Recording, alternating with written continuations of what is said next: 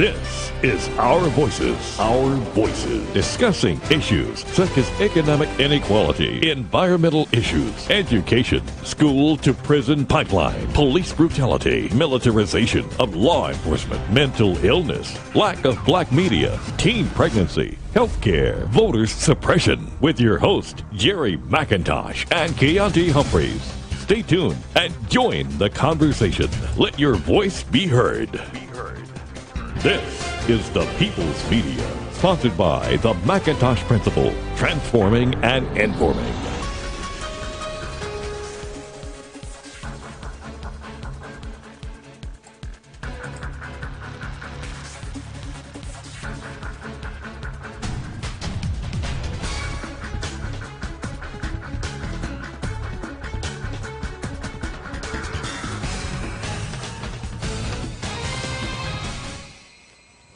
Good evening.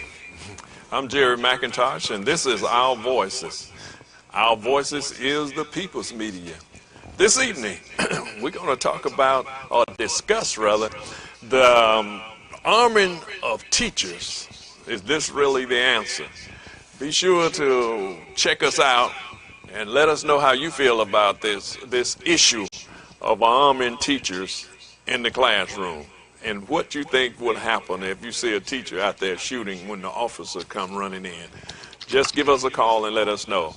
But I'm your host, Jerry McIntosh, along with Mr. Bill Snowden, author of the book, From the Projects to the Boardroom, A Glimpse in the Mind of a CEO. Also, former educator, administrator, and the president of the Progressive Black Woman, Miss Carol McIntosh, Mrs. Carol McIntosh.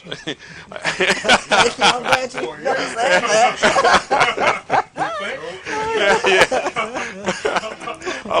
Along with the mayor of Central Florida, Reverend Henry Hawkins, and also Haitham Abdullah, businessman, entrepreneur, sign man, author, all of that, actor, inner concerned citizen.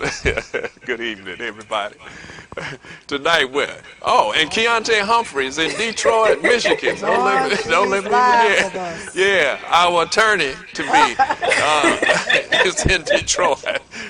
Good evening, Keontae. We're going to go straight to Keontae for hot topics.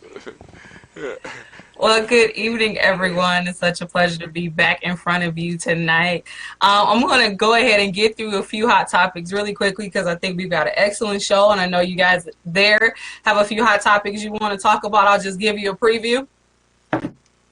So, anybody who's seen the movie know what I'm talking about. But before we get into that, first I want to just, in light of tonight's topic, talk about some of the things that are happening across this country as it relates to gun violence. And so maybe you've seen it on Ellen's show or CNN. There have been at least 2 now town halls, and students, particularly in Florida, specifically in Parkland, where this shooting happened, are walking out of school in protest. And that led to a march into Tallahassee from Broward County, and it ultimately will culminate in a what they're calling the anti-gun march on March 24th in Washington, D.C.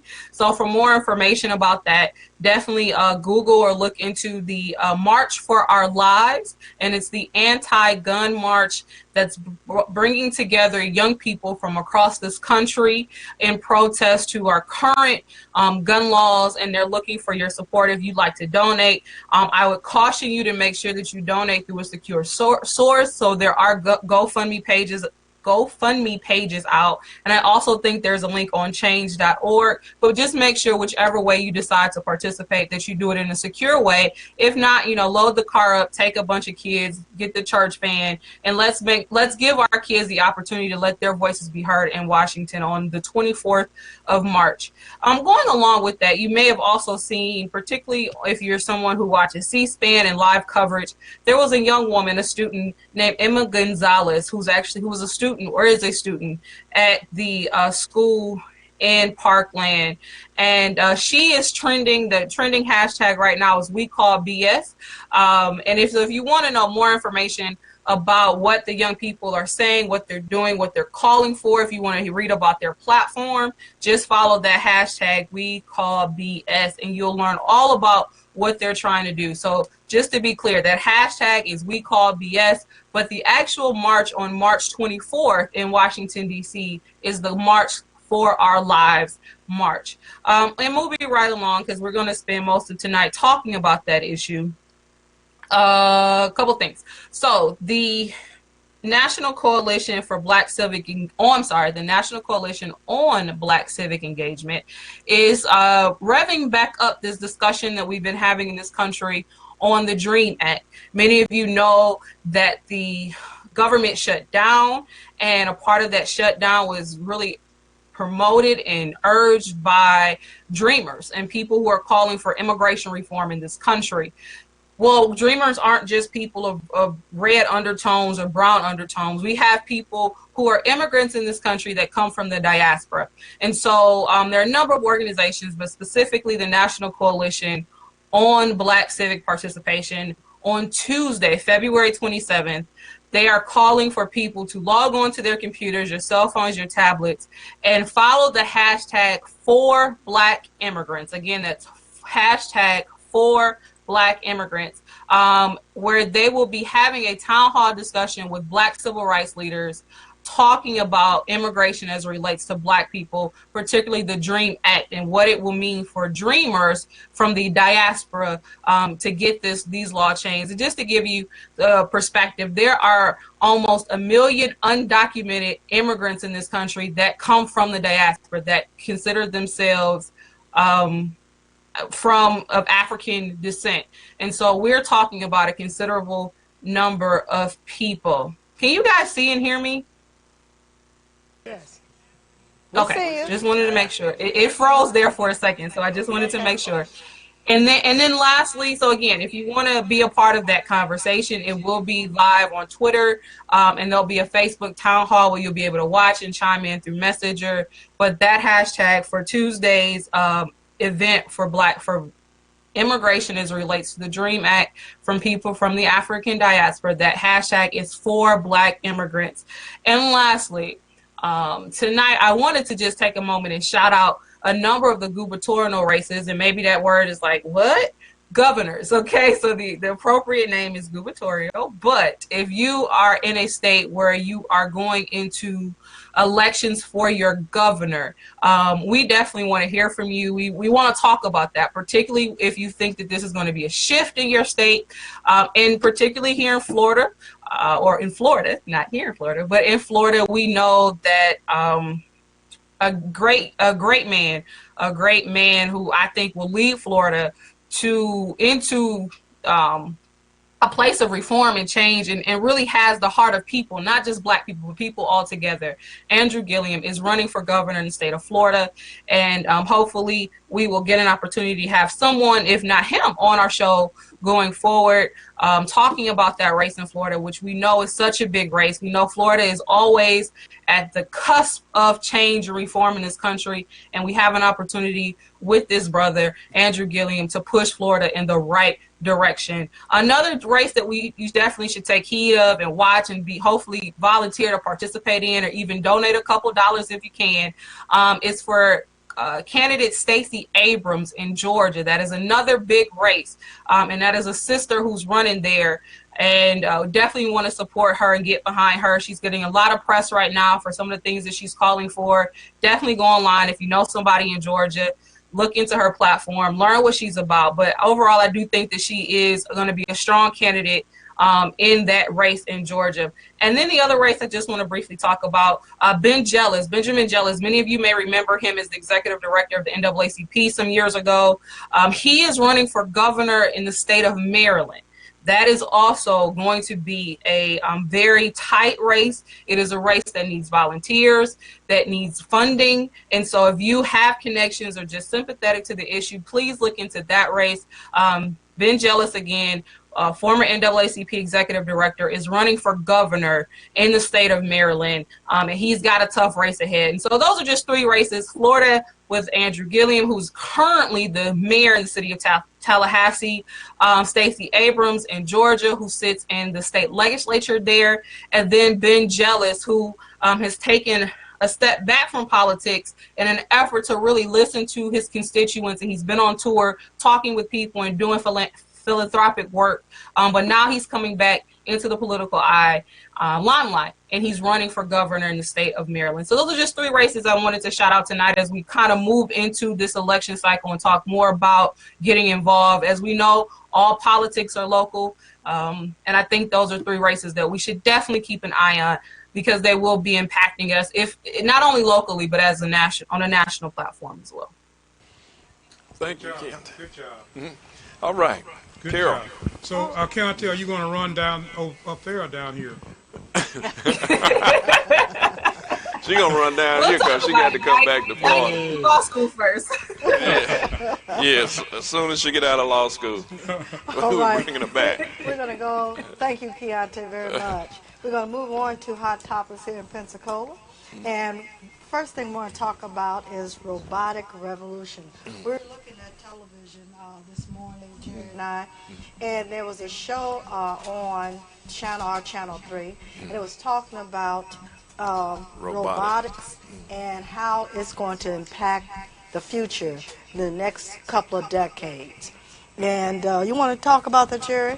Well, what they are saying that robotics are going to displace around 1.4 billion people around the world because of automation. We've talked about it before, how it's displacing people. You can go into Walmart and other places.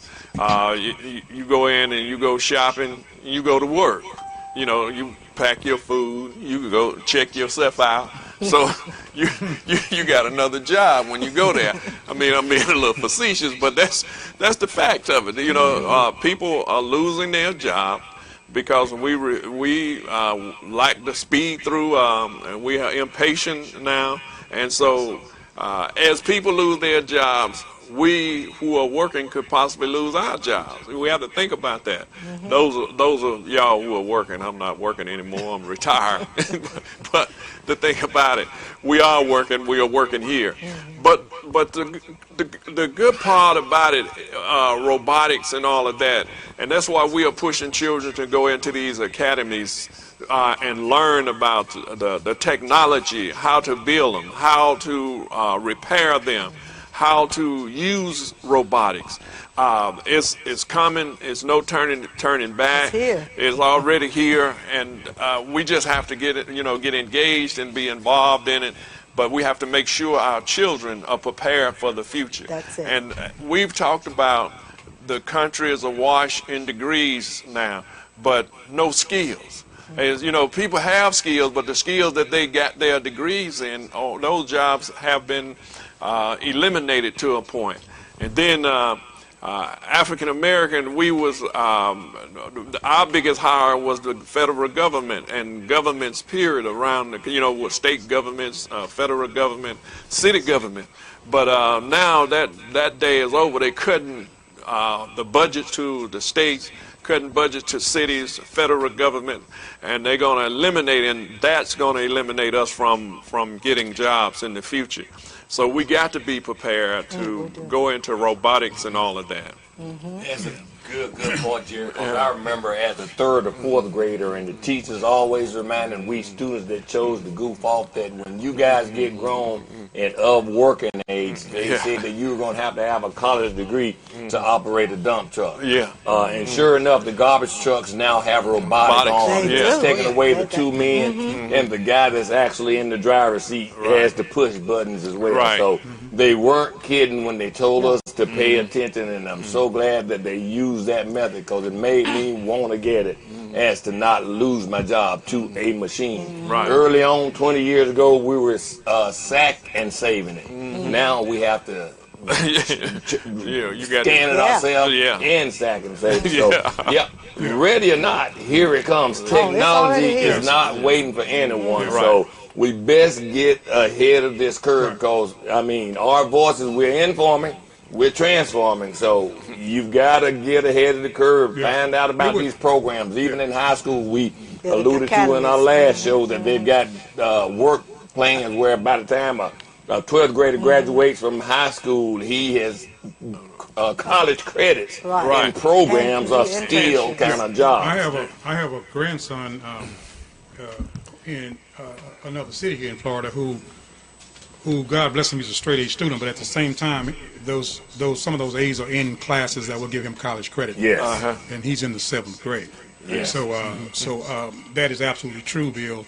And it would be a great thing if we could get our young people to want to be a part of advancement. This revolution. If we could raise them from children technology. having an attitude that I want to be a part of whatever is good, whatever is progressive, whatever is advanced. I deserve to be a part of that. Right. That's one reason why we have Black History Month, so we can begin to tell our young people and teach them that you are great, you belong in greatness. So whatever's going on in the society, if it's healthy and it's good and productive, you're supposed to be a part of it. Right. If you listen to them, if you listen to our young folk, they are very intelligent. Oh, yeah. I mean, I'm young folks. I ain't talking about teenagers. If you really listen to the children of today, they are very intelligent and they can do anything that they want to do. When you said that's why we have Black History Month. That's one reason. But they don't do it for Black History Month. You know, how many programs do you know that actually teach the young people during African Black History Month? We need more of it. They're not doing that. Yeah, I agree. But we have to realize, like today we saw also cars that are now not only the electric cars, but they had cars where this guy was holding his hand out of the window, and the car was self-driving. He was just going on, and we're looking. This is the same show that was just showing all of the things. And so what they're doing is telling us that the immigrants are taking our jobs. That's not true. It's automation that's going to be taking a lot of these jobs. It's two things: automation and the prison industrial complex. Absolutely. The prison industrial complex, they make billions off of people, and the rest is automation now. And if you think in the next decade, 1.3 billion people around the globe, it's going to be more than that. That's just an estimate, and that's a conservative estimate, I imagine, because you already got billion people already unemployed around the world because you got all these wars and disruptions and all of that that's taking place around the world. So it's already that many. That's the unemployment rate probably going to be triple that. Yeah. Well, one thing. If I might get another little point in here, is that the people who are coming up, human beings are coming up with these devices. That's what I'm trying to say. And we want our young people to be those human beings. Right. That are coming. Somebody invented the automation. Somebody invented all these things that we just listed. And we want our young people to be thinking in that type of mindset. Right. What not where's a job, but how can I create a job? What can I invent? Become an inventor. Right. That's how we need to start thinking. Get our young people to start thinking. In the movie Hidden Figures, at the beginning of the movie, who were the computers? The ladies. What kind of ladies? Human beings. Yeah. Black human beings. They were African American women that were actually called computers before IBM. Right. That's right. They were bad. So how can we get back to that point where our young people and blacks overall get to that level of excellence? Right. Yeah. We've got to get there. We've got to get there again. What made these women so fantastic? I would like to know the background, the very last one of them. Our genius actually started long before the ladies of Hidden Figures. Yeah. You're absolutely right. Something had to inspire a child to know that they can. Let me say something about that generation. And that was the key. Let me say something about that generation. During that time, the majority of our households, the main influence in those households was the family and the church during that time. And I'm old enough to know something about that time. And that was the main influence. And the young people in that time did not have the distractions that they have in this present time. And I think that's a big part of a person obtaining excellence is determined to a great extent by who is influencing you, who is molding you, who do you listen to, who has the main influence in your life. But sometimes I wonder, do you want to call that a distraction? Because for some parents, it's not a distraction, it's a punishment. Right. And how can you punish your child? Now, when my folks sent me to the room, that was punishment, because all I had was a bed, a lamp, and a book, and I had to read that book. But now you send a child to the room, they got the laptop, they got the MP3, So right. Yeah, which they shouldn't have all that whatever. stuff. Yeah, they do. it You shouldn't shouldn't be. give a child all that stuff in their room like that. Well, we're going to let Keontae retarded. come in on this hot topic because we have one more that we want to talk about. Keontae, Keontae. you have any kind of response to that too? Let you come in. Well, yeah, and I think the difference between what made those women great is not that we don't have great women today or great black scientists today. It's that we just don't talk about them and we don't see them. And so on career day, we would much rather have the person who's in the arts, and nothing against that, because we went through a day and an age, a decade over or so, where they took arts out of our schools. And so we were putting those images in front of students because they weren't getting art and music in school anymore. But what we did is we turned a blind eye to the sciences. And so right now, I think at the #1 science museum in the country, a black man is the director. And so, we need to talk about that. We need to see his face just as much as we see LeBron James' face. We need to invite the doctors, the pharmacists, the scientists, the researchers in our communities, because if you got a hospital in your community, then you got somebody in the sciences in your community.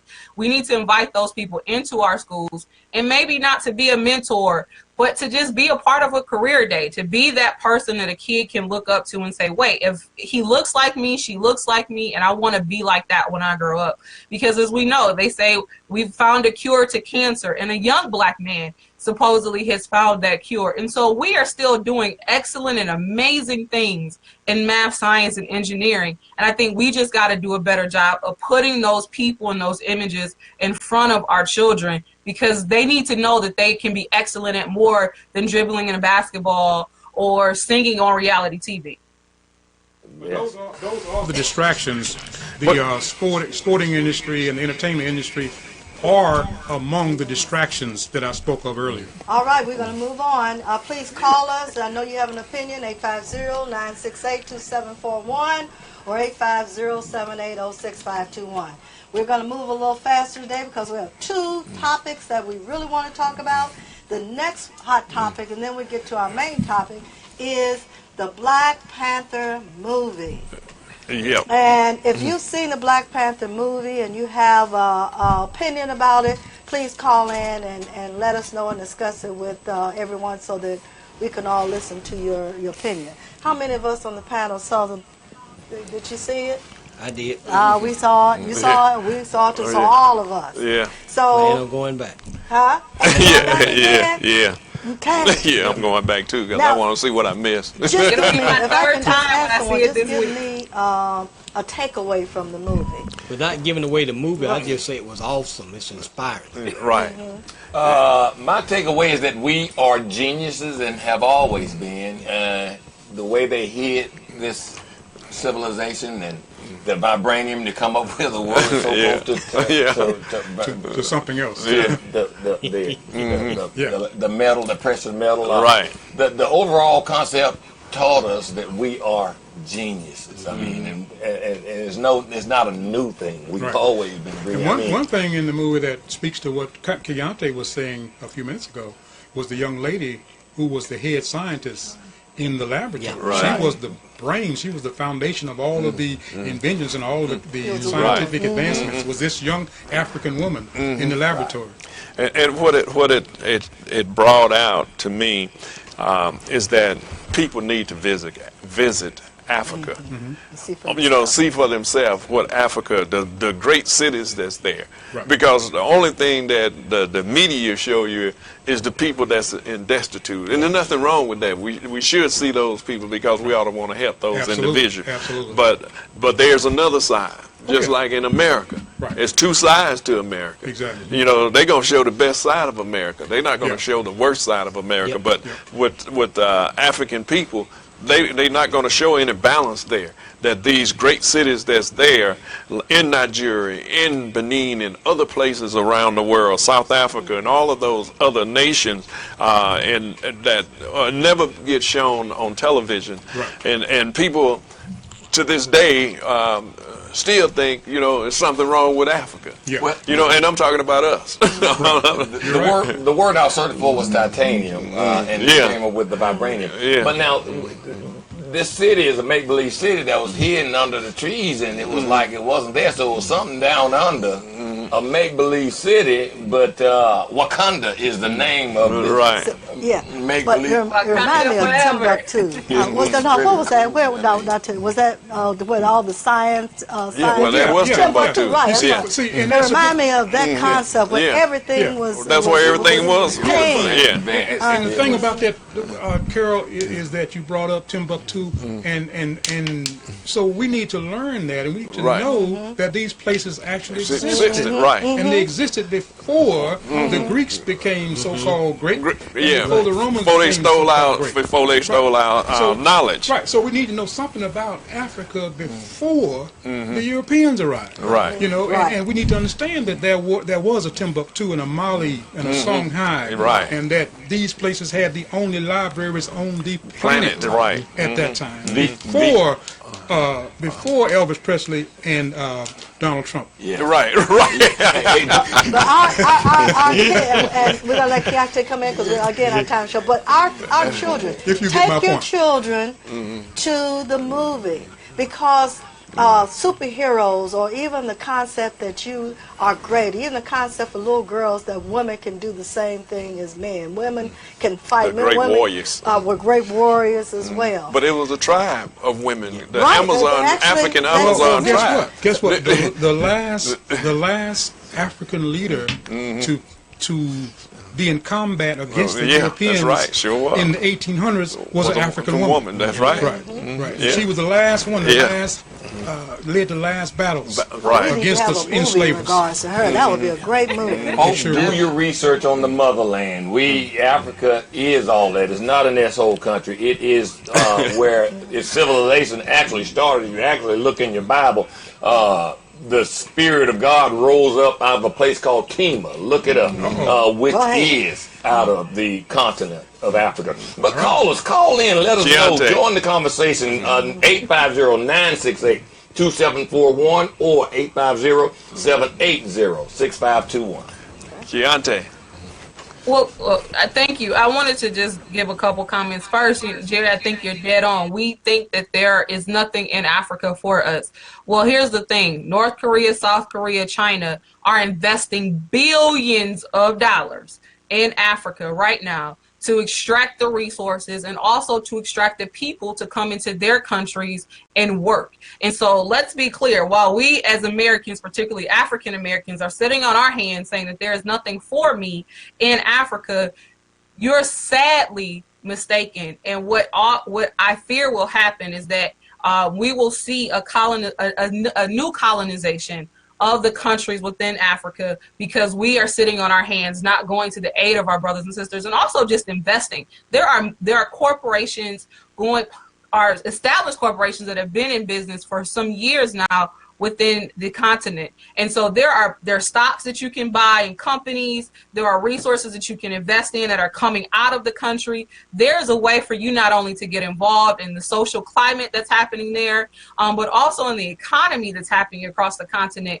if that is something you wish to do. And I urge people to do your research because you might be, a part of the next great work that comes out of there in a way that hopefully won't do more damage to the continent, but will actually uplift the continent. I think in order to achieve that, we've got to be a part of it. And as it relates to the movie, one of the things that I took away from it is what would the world look like had it not been colonized, had we not been stripped from the country the way we were. Because yes, we talk about it. People know some of our kings and queens gave us up, but they didn't realize what they were sending us to. And the trading of people across tribes was happening, but nobody realized what we were heading into when we got on those ships. And so what would the continent look like what would even this country look like had we not been ripped from the soils of Africa? And I tell people all the time, while there are still tribal groups that are across the continent, there's been development in cities, particularly South Africa, in Nigeria, cities within those countries, South Africa, Nigeria, Ghana, that are actually more technologically advanced than some of the cities that we have in our country. And so if we want to, quote, picture what Wakanda looks like, there are cities in Africa that are pretty, I won't say close, but are on the verge of going in that direction. And it's going to be interesting to see how those cities continue to evolve and adapt. And if they do it with the support of Americans, particularly African Americans, or if they do it with the support and aid from places, like I said, like North Korea, China, or Japan, because other people realize the wealth that is within the continent and within its people, and sadly, we just don't. On the Asians, so that they understand that it ain't gonna be like back in the day when people colonized on the continent and raped the continent and left it bare in many areas. So we're gonna keep the pressure on them. Yeah, and in the movie, and this is all, it's amazing, like Keontae is saying, the things she's saying, but without, like you said, giving away the movie, the concept was that they were trying to preserve, the same thing you were talking about, the preservation of their resources.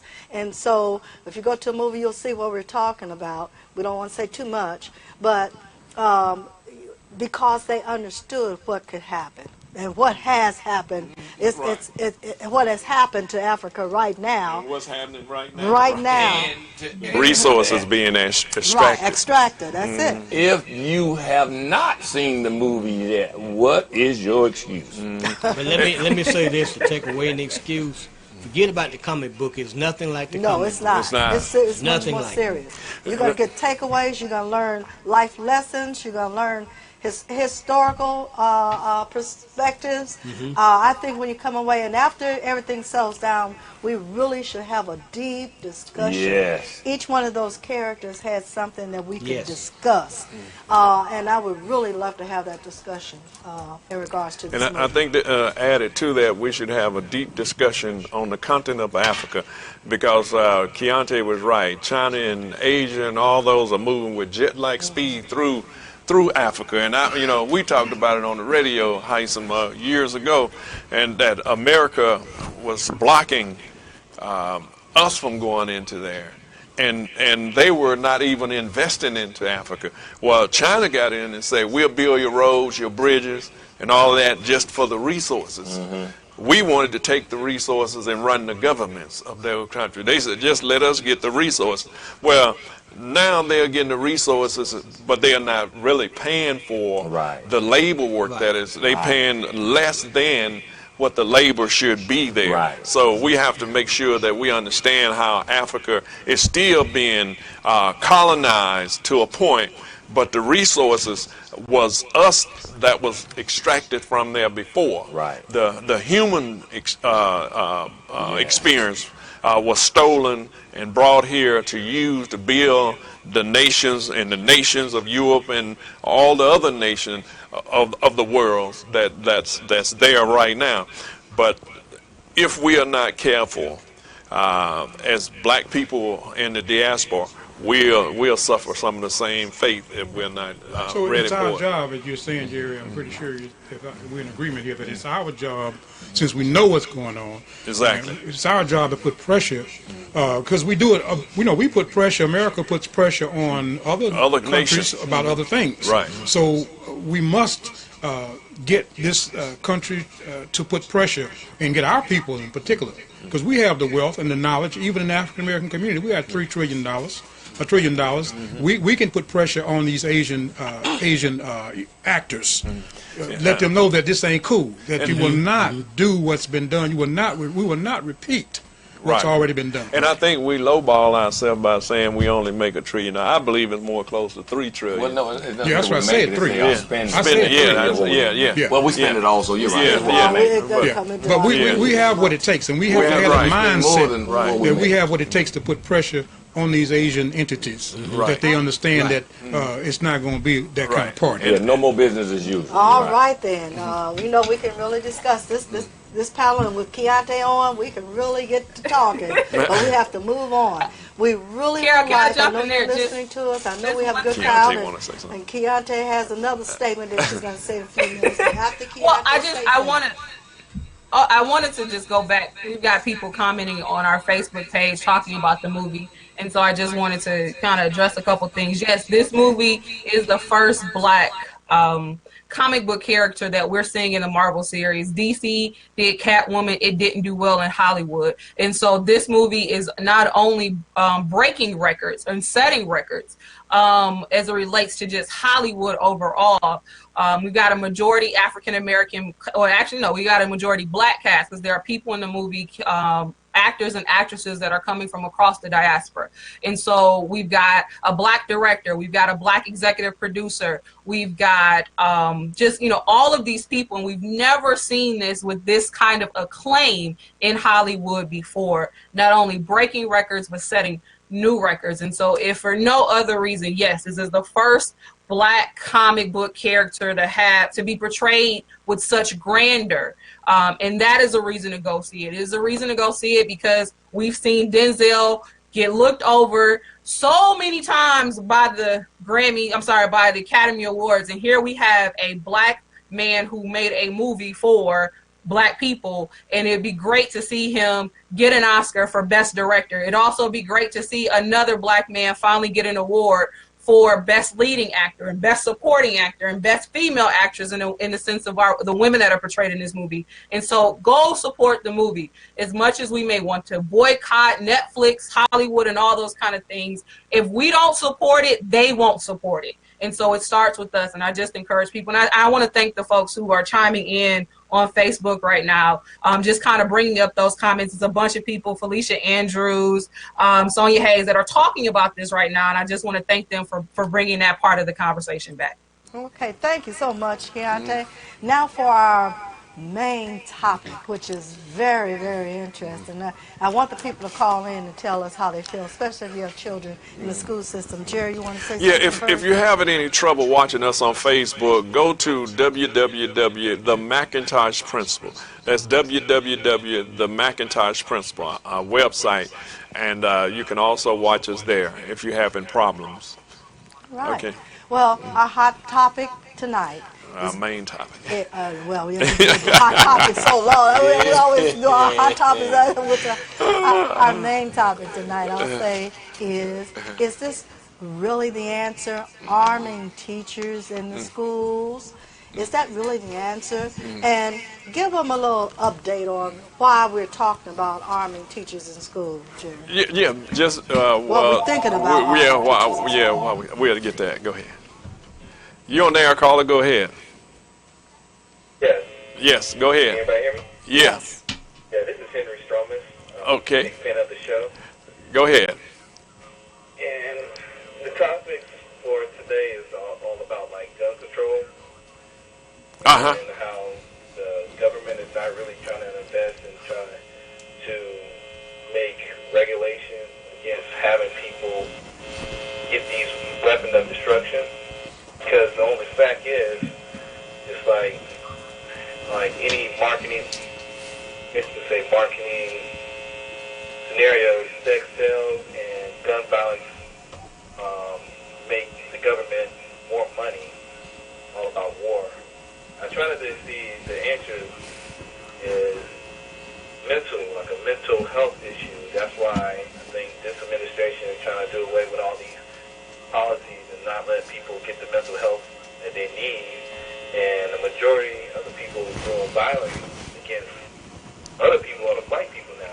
And now they finally going to wake up and see that they need to address the real issue and figure out how we can bridge that community, because now they have mental health problems that bleeding over and destroying the children. Not only, all the black on black crime and all like black people, all the violence ones, but now they got more statistics showing that white males are carrying all these weapons, have access to weapons, and causing all these social destruction on their own want to have another way of putting more weapons out on the street, make more profit for these industries. Only way a solution I can see is try to get some kind of bulletproof suits or let everybody get Bluetooth vests, whatever technology they need to put it up and give that to the public, because the government is not going to do anything to keep the weapons out of the hand of these people. All right, Amen. thank you. Thank you, Brother for your Stromers. comment. I want to get out on. You can see this is a real, it's going to be a real hot topic. Really, when I say hot topic, Suzanne, because we got the phone call right off the bat. But I want Jared to give a little background of why we're talking about this tonight.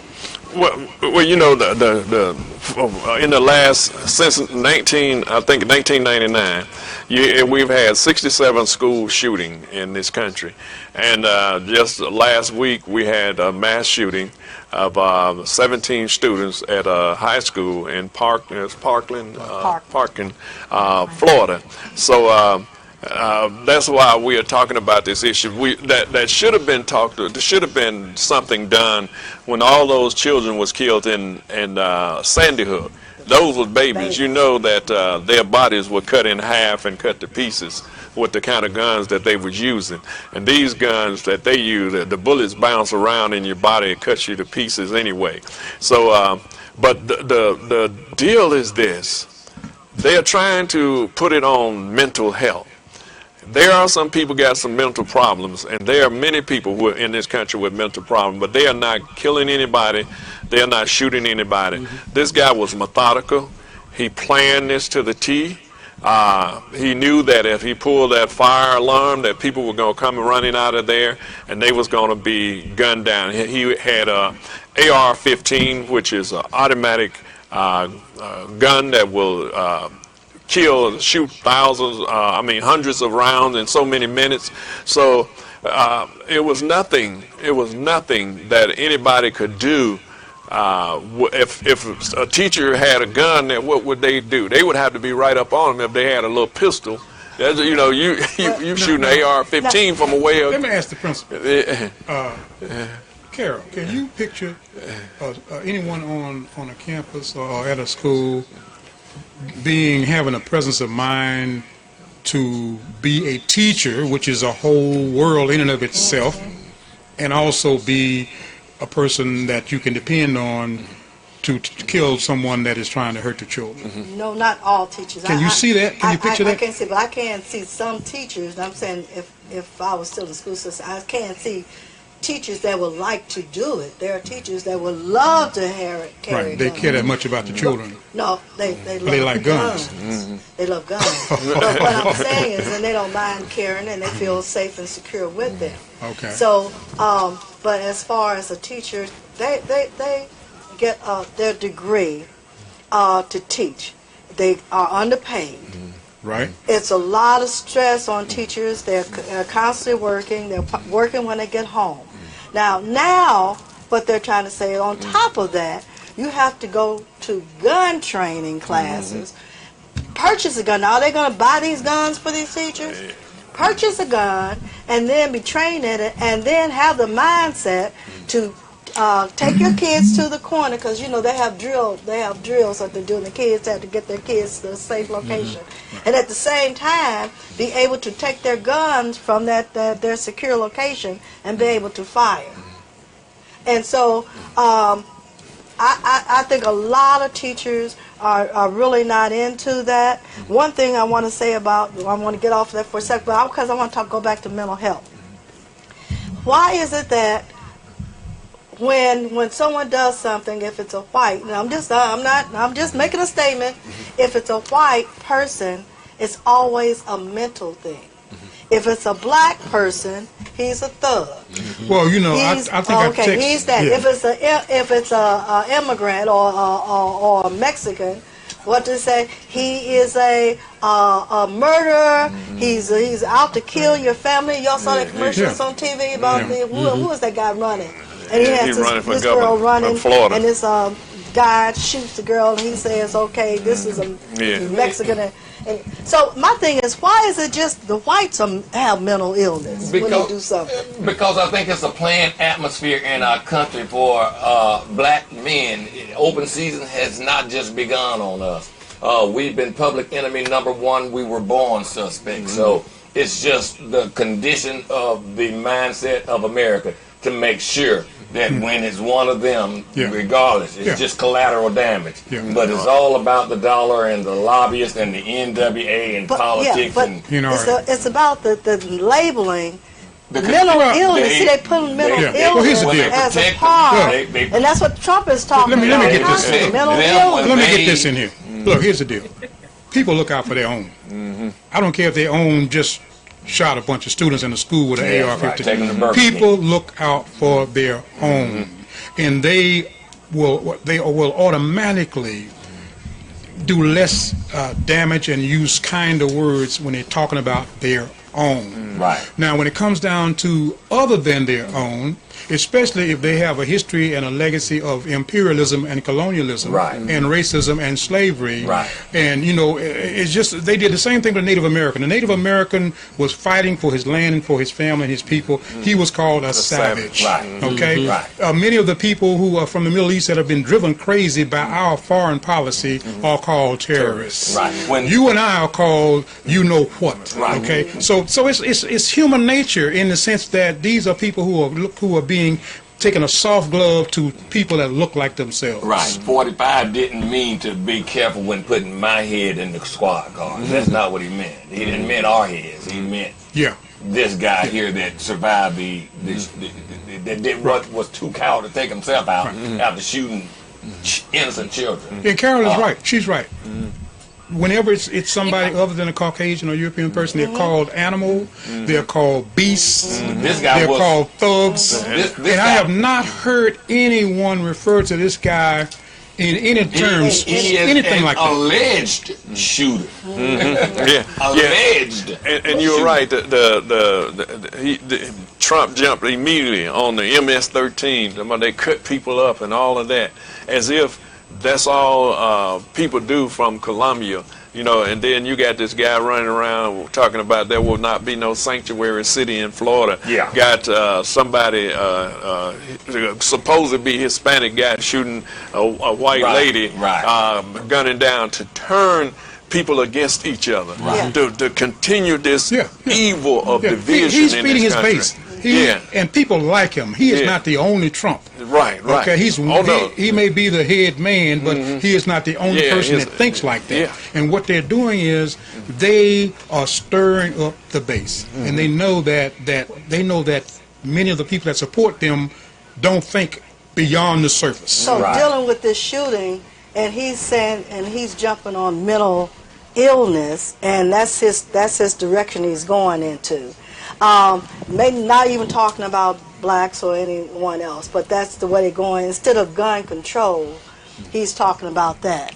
And he's putting a label on all. And here in my notes here, it says something about they were going to try to find. Let's see. I want to say here. I'll find it. But what they want to do is to label or find out all the students that are mentally ill. How are you going to do that? How are you going to find out who's mentally ill and whether or not that person could... By color. You mentally ill. We're going to separate them by color. You mentally ill. All of them, they're mentally ill, but all of them... You mentally ill for suggesting it. They're guilty. We know who's mentally ill. This dude was not mentally ill. He is not mentally ill. What he did was a planned process. It was. Now, one of the things that they need to look at is if you got to be 21 to buy alcohol and 21 to buy cigarettes, doggone it, at least make them 21 to buy a gun. This kid should not have had free access to that kind of weapon. No. But if you These are weapons of war. But then he was smart in what he did, because it was said earlier, he pulled a firearm. To get the kids out in the hallway to shoot them out like a dirty dog. He thought it through. Alleged now. I wasn't no alleged. He did it. He did. It's cold-blooded murder. The Supreme Court has ruled that the right to own and carry a firearm is entitled to some measure of constitutional protection, so that, for example, trying to prevent 18 to 20-year-old adults from purchasing firearms might face constitutional objections, and well as raise public policy concerns for some. So the Supreme Court is saying that a kid 18 to 20 years old, even though they can't buy liquor, can't go to a club, but they have the right to buy these arms at 18 to 20. Well, they arming them to protect themselves from us, who carry no gun, And you know what? who get shot in the back. Now watch this, because I got 38 hot.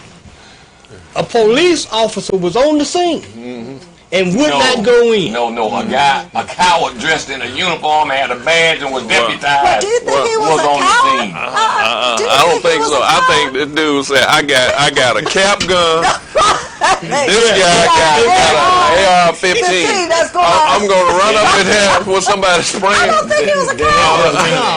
Then it's just me. Yeah,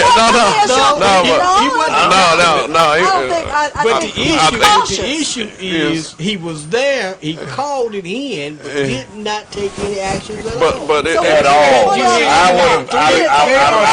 had three I would have went in, guys. I You would have gone in. would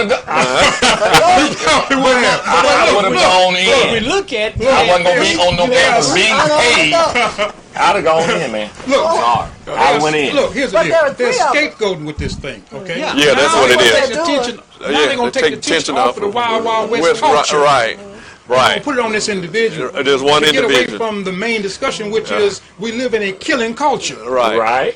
You got a deer head on your wall. Yeah. We live in a killing culture. You Right. let your children play with those little things that have ninjas cutting people in half and the guts flying all over the place, and then they cut the guts. Yeah. We live in a killing culture. Yes, we do. That's what it's all about. I'm going to let Keontae come in. Keontae. Hey, you can see his comments. Thank you. You know, a few things. I've been trying to hold out over here. First, I think it's important that we recognize how old this young man is. And I'm careful to say young man. This young man is 19 years old. And so when we saw Dylan Roof go into a church, he was a teenager. When we saw this young man going to a school, some media outlets are referring to him as a former student. This is a 19-year-old man. When the young man went into a movie theater down in, I think, Colorado, he was 19 or 20. And so I agree. It's not only do we call people who don't look like us or don't have as much melanin in our skin something more derogatory, but we're also cautious and careful to address people who lack melanin as student or young man or kid. But that is who he is. And I think we need to be conscious and careful of that. So when we're talking about arming teachers, you know, I think the example that comes to mind for me is the young man who had a cap gun in a Walmart in Dayton, Ohio. Unlike the officer who was at the school in Parkland, that officer went into that Walmart for a young man who had a cap gun walking around in a Walmart and shot first and asked questions later. If we arm teachers, people, I don't care, a 90-minute training once a year on how to shoot a gun is not enough. People, law enforcement officers, and I tip my hat to them, even SROs. And if you know me and been following my career, I've been critical of having even police in our schools. But they go through extensive training to do that job. Giving a teacher 90 minutes of training once a year, or even if it was twice a year, is not enough to truly deal appropriately with those type of incidents. And so what we will have is more officers thinking that it's okay to run into our schools firing, and we will have teachers who feel the same way, because let's be honest, teachers are our first defense and also our first offense when it comes to keeping our children safe. And so I want that teacher barricading the door. I don't want that teacher trying to unlock a gun if there's a mass shooter in the school. And so I think we need to really take a step back and think about it. And the last thing I'll say is when we talk about the Supreme Court, what this will require, as long as 45 is in office, as long as the Republicans are running Washington, D.C., this is going to have to be a state issue. This is going to have to be state legislatures taking this issue on and saying, we're going to make sure that in our states there are background checks. We're going to instate some kind of law that makes it harder for people under a certain age to get a gun. And we're also going to be talking about this from an issue of public health, not just mental health, so that we can. And what end up happening is we're going to cases in the Supreme Court. But let's be clear, 45 appointed somebody to the Supreme Court. While this man, the justice who's been appointed by 45, is known to be neutral, we don't have a Supreme Court right now that is likely, even with the moral compass of this country right now, even with the number of children we have who have fallen victim to gun violence, we don't have a Supreme Court that I likely believe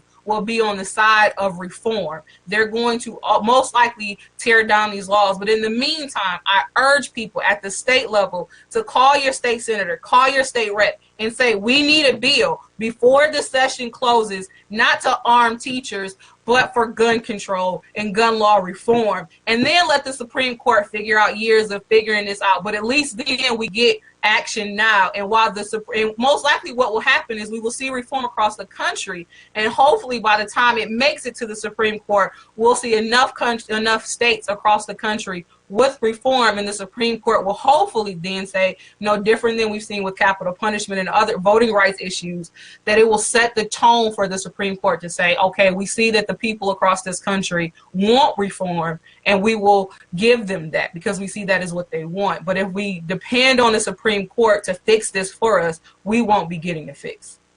I'm gonna let you say this, but then I want to move on to problems that could happen. Yeah, and that's what I was about to come to.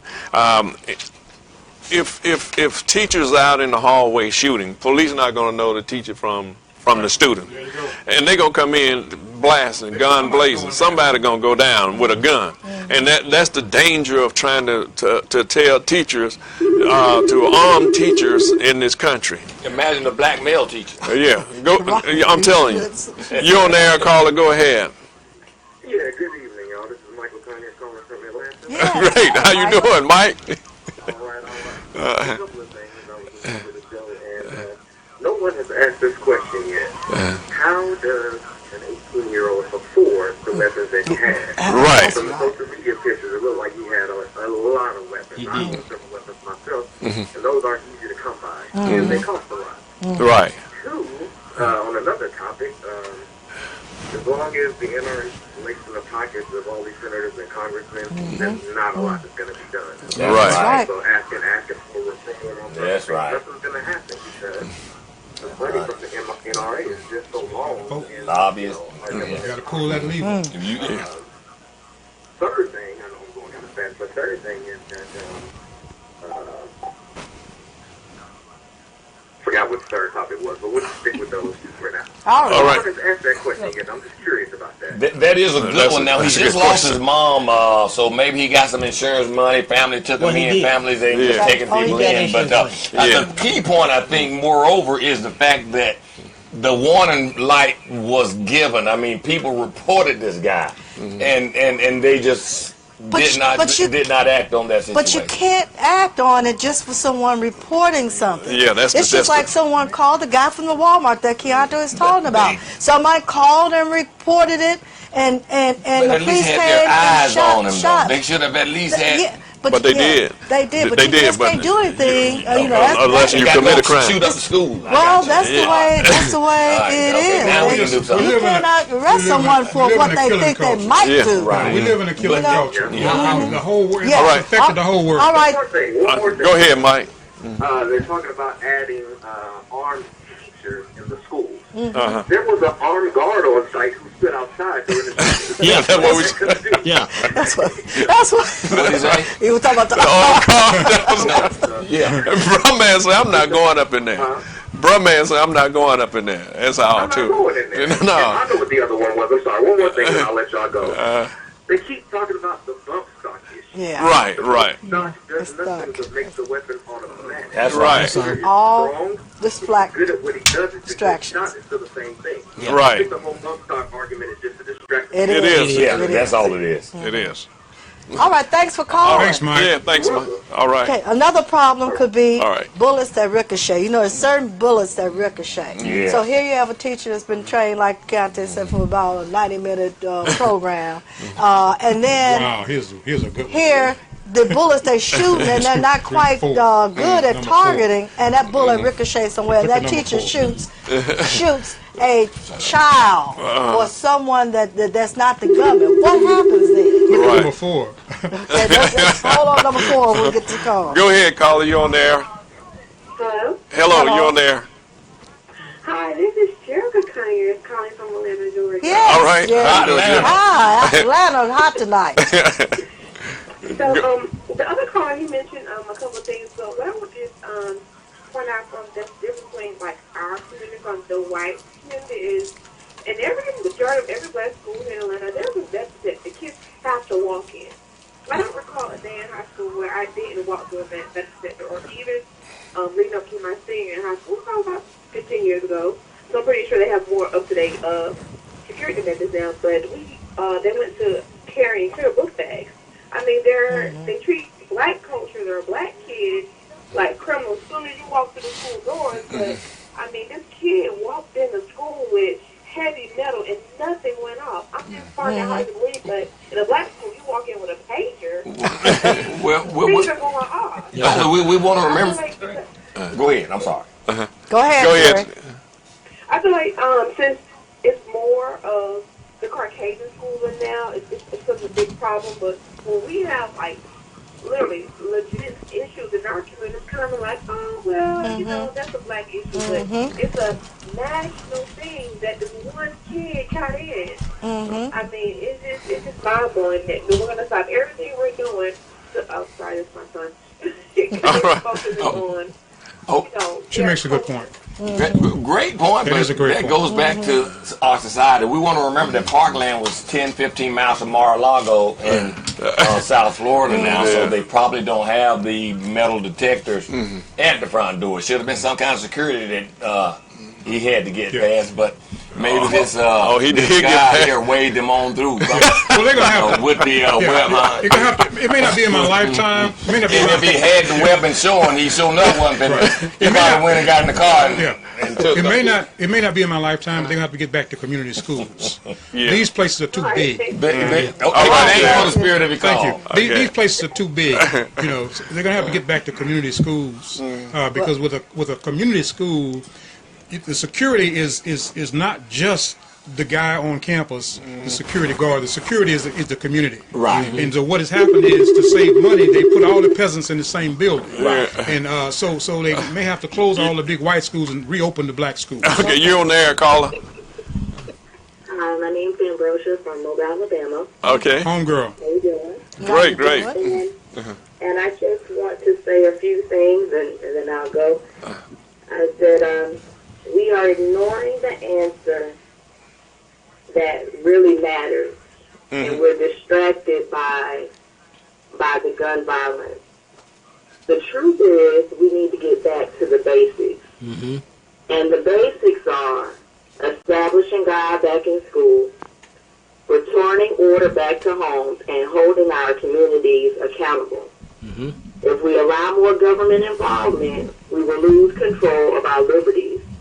We have to ask ourselves the question, why are guns okay for teachers to have, but moral and ethical education is removed?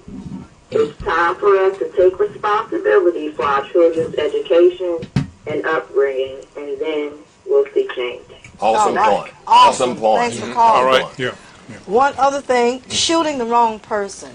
What if a teacher has a gun and now you've got a He or teacher she. over here, he or she, have the teacher on the other side of the school, because you, like you said, the schools are 17, Yeah, sometimes too the big. middle high school you have 800 to Right. That's 1,700 ridiculous. students. That's ridiculous. And you won't know everybody, so here you have someone on this side of the school shooting, someone on this side of the shooting. You see Crossfire, yeah. guns, and everybody's shooting, you shoot the wrong person. Right. Yeah. Another thing would be, there's too many teacher and student altercations now. Yeah, that's you number know, 4. you have Yeah. that's when you have your suspensions and the Yes. kids are doing things because they are I won't say young people. They are going to do things and are going to be just right, and they aren't going to be perfect. That's right. What happens when you have A teacher. teachers armed and they are hot-headed. Yeah. The child. Wanna shoot somebody. Yeah, and the child jumped. I've seen on the video where a couple of children Army have ground. jumped on the teacher, but there was no gun, so they just were broken apart and they were spending. But suppose the teacher had the gun. Right. And you know, there's another thing too. What would have happened? And the possibility It'll be of Zimmerman all just over. because you have the gun, and this has happened all over the place several times. Just because you have the gun, Right. don't mean you're gonna keep the gun. Right, exactly. Okay. That's right. They take them for police officers. That's Hey, right. it happens all the time. It happens all the time, yeah. So I mean, just and hey, But like going back to Carol's point, though, the Florida stand your ground law, just That's because it. they have the gun, that makes them quicker to say, "Hey, I've I got was- the right in I Florida was to kill threatened. you." Y'all thought the, my a life hot-headed in that teacher, I school. can see it. good point. In that school. Keontae. Oh yeah, I was just gonna say it would be a George Zimmerman situation all over again. You're gonna semi-deputized teachers to carry guns, and they can say, "Well, that young man, that young woman walked in here today in 3rd grade and looked at me crazy and said, 'I wish you would die,' and I felt I needed to defend myself, and I blew that kid away." Do we want, is that the next Casey Anthony kind of case, you know, that in Florida got all this attention, where we've got a teacher sitting here saying that 3rd or 4th grader, now, because we're not even talking about just the, you know, the mythical 200-pound 10th grader or 12th grader, right? We're saying if we're arming teachers, then that person in that elementary school, in that middle school who says this young student walked in today, looked at me crazy, sideways, or said, "I wish you died," threaten me. In places that have your standing your ground laws, that teacher would be able to defend themselves. And as we talk about escalating violence or +1 type of escalation, they can say, well, they met me with the chair, or they met me with a fist, and I met that kind of violence with my gun, and it would be okay. And I just don't think that truly that is what teachers want to see. And the other thing I just want to share, you know, I spent some time living in South Florida. And the school we're talking about is in Broward County. Many people, black folks, know of Broward County for Fort Lauderdale, right? So this school is in a suburb of the heart of Fort Lauderdale. So that, you know, those outer ring suburbs. And so it was not an affluent community, but a definitely working middle class community. And Broward County is a county that's been leading the country in school discipline reform. And so a lot of the things that I'm concerned about is that we don't see the clock roll backwards as it relates to school resource officers' involvement in schools, that we don't see the clock roll back and say we need more police officers instead of more guidance counselors. Because let me tell you, as a former teacher, if I've got a young man in my class who's had experienced the death of a father, experienced the death of a mother, doesn't have a consistent place to sleep at night, I'm not calling the police. I'm calling child welfare. And we've got to empower teachers to make those kinds of decisions and not say, I want to be trigger happy. And I fear that no matter if the school had 30 people in it or 3,000 people in it, there are ways for us to empower teachers to be better teachers, be more well-rounded teachers. And if not the teachers, because as a teacher, I can't do everything. But instead of teachers with guns, we need more school counselors. We need more school psychologists. My last point before I'm pretty sure we get to closing comments will be this. We can talk about society. We can talk about, you know, all of the, quote, distractions. But at the end of the day, this is about gun control. So whether we're talking about the the modifications to the gun, that's a distraction. Whether we're talking about arming teachers, that's a distraction. We need to get control of guns in this country, whether we're talking about the inner cities, because I promise you, if you give it, if not even a teacher, if we put guns back in the schools for police officers to go in to, quote, respond to something, you're going to see young black and brown children in our inner cities being the first victims of gun violence because of within our schools, because they're going to go in shooting first and asking questions later. Right now, school resource officers cannot take a gun into the school unless it's an active shooter environment. And I don't think we need to reverse that. I don't think we're in a place in society where we need to reverse that. And so let's keep the main issue, and that is gun control, not just for mental health, not just for teachers or arming teachers, but we need reform across the board. And as I said earlier, I think that starts in our local communities at the state level. Okay. All right. Well, Mayor, can you tell our audience the 18 states that allow guns in schools? Just read those 18 states. Certainly. Alabama, California, Connecticut, Hawaii, Idaho, Iowa, Kentucky, Massachusetts, Mississippi, Montana, New Hampshire, New Jersey, New York, Oregon, Rhode Island, Texas, Utah, and Wyoming. And then there are states that are considering whether to allow guns, and those are Alaska, Okay, go ahead. Alaska, Florida, Indiana, Maine, Minnesota, Missouri, Nevada, Oklahoma, Pennsylvania, South Carolina, South Dakota, and Tennessee. so here in Florida. From what we know at this point, the superintendent of schools here in Florida said there will be no armed in Pensacola. in Pensacola. I'll say was said there will be no armed teachers here in Pensacola, and I applaud him for that. But that's just Pensacola, and that's just for now. That's just a statement that was made. But But when you look at we're building mega schools here in Pensacola. We're going to be the victim next. Yeah. See, we're here's the getting deal. close. They're taking away community schools, as Yeah. Heisman And here's said the earlier. deal. Here's the deal. Let me just agree with the mayor that is a big part of the problem. Because we talked earlier about mental illness. With smaller schools, you're more capable of keeping up with the students' emotional condition with smaller schools. Right. With these big mega schools, first of all, in most of these schools, the adults are outnumbered by a ridiculous proportion. Right. Okay. So with the smaller community schools, you can deal better with the mental illness issue, the mental illness question. So I'm in agreement with the mayor on that. I'm going to say, I know we're running a little over, but this is such a good topic. We have a few things to say, and then we're going to go into our shout-outs. But I wanted to say, Ohio's even voted to allow janitors to carry guns. This is by the Toledo Blade Report. Clean school, And I say that. when you allow your teachers and your janitors, this is a shootout at the OK Corral. If one gunshot fly, I mean, you're gonna I'm have sorry. It won't be a piece guns of paper on the floor. everywhere. Yeah, and the police will come and kill all of them. Yeah, that's Come right. kill all of them because they're not gonna know who the Who the shooter shooter is. is, Especially- right. Yeah. And like Bill say, if it's a black person with that gun, even though it was a teacher, Yeah. they gonna get blowed up. And let me just add You know. one thing before we get, as we begin to close out. This individual is still feeding his base. It is. When he said arm the teachers, Right. those people that think on that level were ecstatic. Right. They were like, yeah, because that's how they think. Right. Yeah, arm the teachers. So they get this, they're fantasizing about the teachers, being these great heroes, and taking people out. So, Yeah. so he's feeding his base. That was the first thing came out of his mouth, arm the teachers, and his base went wild. They love it. They love it. Yeah, arm the teachers. Arm the school bus driver. Arm the crossing guard. Arm the children. That's next. Well, they are doing that. I They're know. talking about Yeah. high school students being Yeah, able to carry carry their guns, guns, and yeah, they have to in get their in the car vehicle. now. Yeah. And so if they get mad, they just walk out To the the car and just go blow somebody Ridiculous. else. Ridiculous. Well, it's 8:15, almost 8:20. I know we've gone over, Yeah. but we're going to do our shout-outs. And we're going to start with Brother Tyson. Okay. Shout outs to Omar as usual. Shout outs to my new agents, Becky and Lisa, trying to get me back on the screen.